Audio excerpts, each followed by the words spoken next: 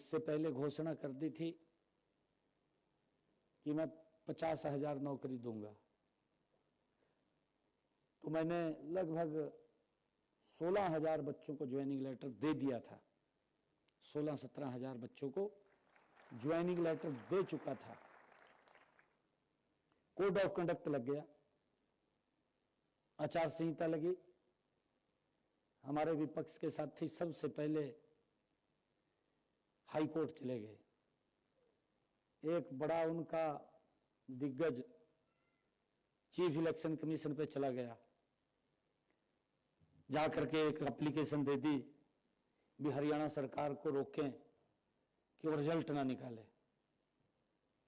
चुनाव आयोग ने भी एक लेटर जारी कर दिया, भेज दिया।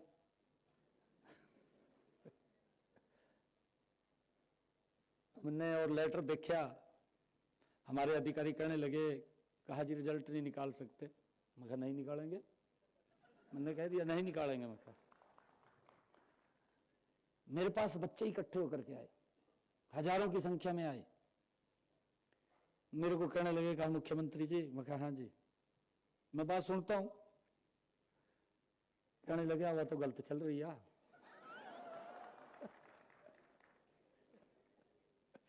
और कहा रिजल्ट काट दो, नहीं हमारा काम खराब हो जाएगा। कहा मैंने कहा मगा भाई रिजल्ट तो निकाल दो। रिजल्ट नहीं मगा निकलने का। मैंने कहा पर एक वायदा आप लोगों से करता हूं। मैंने उनको कहा मैं आपसे ये वायदा करता हूं कि मैं ज्वाइनिंग बाद में लूंगा, 8 तारीख के बाद पहले ज्वाइनिंग आपको दूंगा।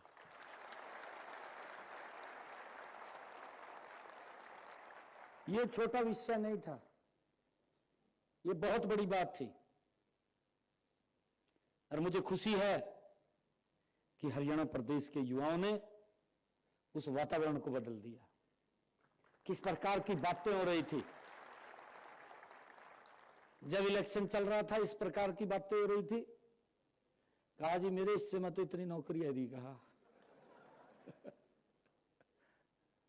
आपने सुनी होगी ना ये बात। कह कर थे एक ने तो जमी कमाल कर दिया, अपने हल्के में वोट मांग रहा।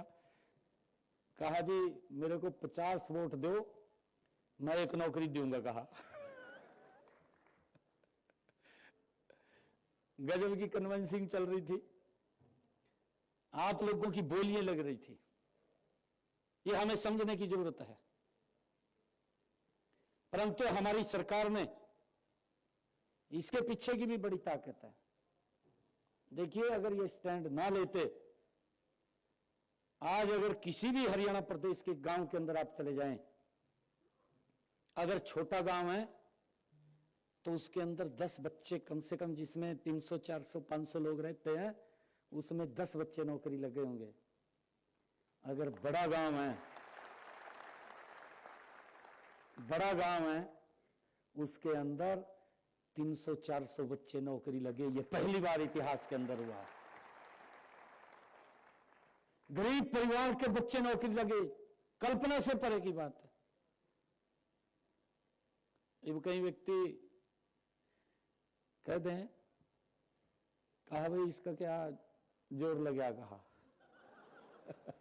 बच्चा पढ़ा। कहा भाई अच्छी बात है, बच्चा पढ़ा है ना, उसी की मेहनत को तो फल लगा है। नहीं तो बच्चे की मेहनत को फल ही नहीं लगता था। पढ़ लेता था, पढ़ करके इंटरव्यू में कहा रह गया। यही स्थिति थी, बहुत हालत खराब थी। एक तो लड़का मेरे को मिला, मेरे को कहने लगा, मैं तब मंत्री था पिछली सरकार में, 2014 की सरकार बनी, उसमें मंत्री था मैं। जब ये सारा सिस्टम चला तो मेरे को, मैं फिर कुरुक्षेत्र से सांसद बन गया, तो मेरे को एक लड़का मिला। वो कहने लगा जी, कहा अच्छा पोस्ट के ऊपर वो लगा। कहा जी मैंने 3 इंटरव्यू दिए, मेरी एज भी रेड लाइन पे चली गई, भी उसके बाद आगे कुछ नहीं है। फिर 3 इंटरव्यू मैंने दिए, 3 में रह गया। कहा टॉप है करूँ तो मैंने कहा भाई ये तो भाई नौकरी नहीं लगती। कहा आपकी सरकार आएगी, कहा है 2014। मैंने सोचा भी, कहा अब फिर दो, कहा इंटरव्यू। कहा मैंने चौथी बार दिया और मैं पहले उसमें कहा नौकरी लग गया। कहा ये उसकी मेहनत का वो था फल। आज कोई भी हरियाणा के अंदर ये बात नहीं कोई युवा बोल सकता कि मैं किसी के दरबार पे गया हूं या किसी के घर पे गया हूं।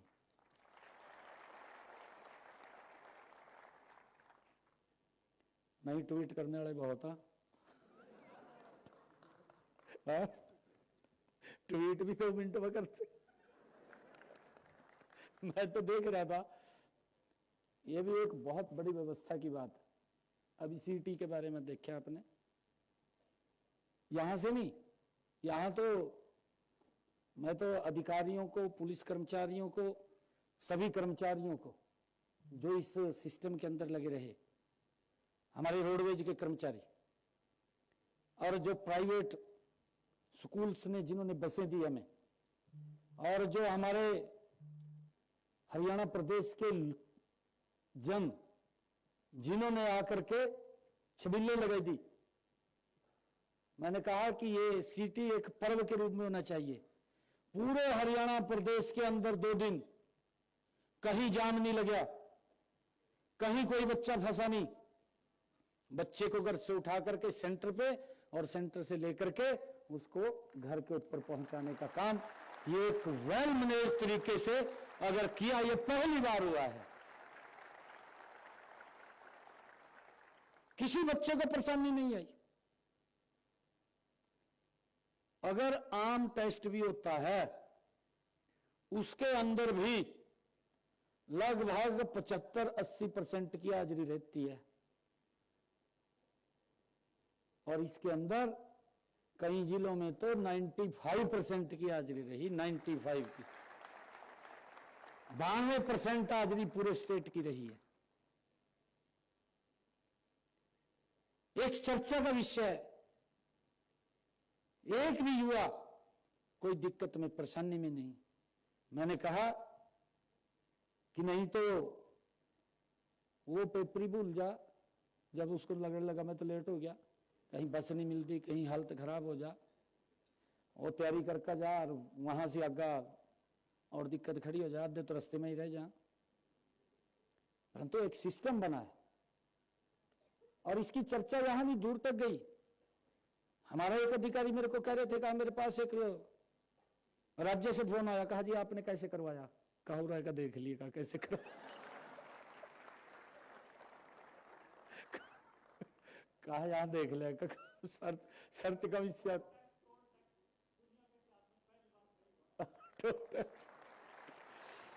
भोपाल सिंह खत्री हमारे हरियाणा स्टाफ सिलेक्शन कमीशन के चेयरमैन रहे, ये बीचों बैठे।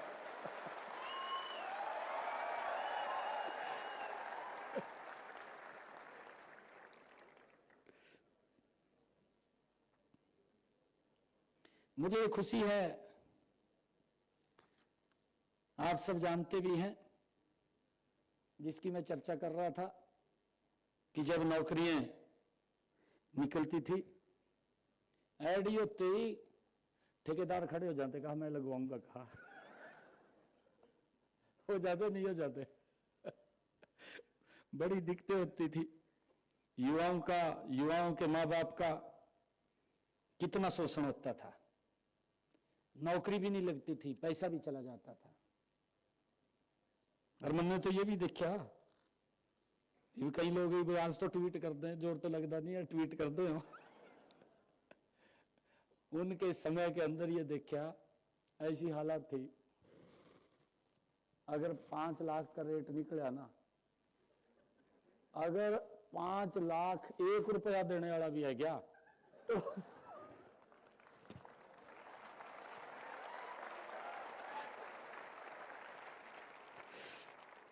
बहुत हालत खराब थी। हमने हरियाणा प्रदेश के युवाओं के इस दर्द को समझा और उसके लिए हमने एक सिस्टम भी बनाया। अभी आप देखते हैं, कल ही हमने रूल फ्रेम किए हैं HKRN के, जो हमारे कर्मचारी हैं।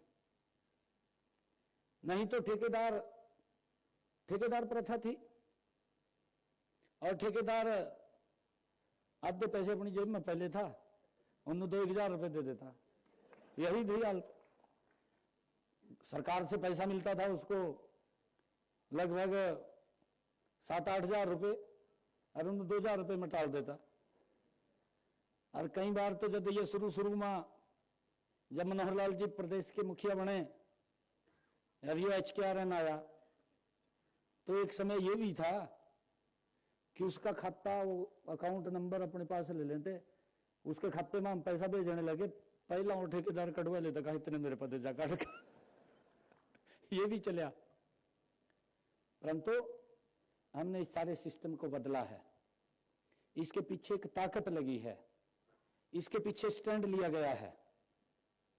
स्टैंड लिया है तभी आप लोगों के चेहरे पे ये मुस्कान आई है, मुझे ये खुशी है।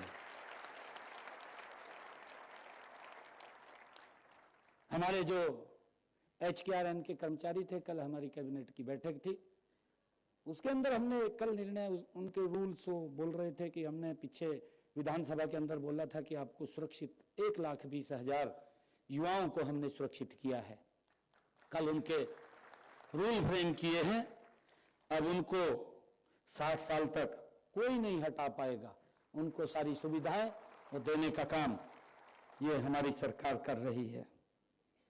मुझे खुशी है कि हमने, जो आदरणीय प्रधानमंत्री नरेंद्र मोदी जी ने, केंद्र सरकार ने जो यूनिफाइड पेंशन स्कीम वो चालू की है, उसी तर्ज पर हरियाणा के कर्मचारियों को भी UPS का लाभ 1 अगस्त 2025 से वो दिया गया है, उसको भी हमने लागू कर दिया है।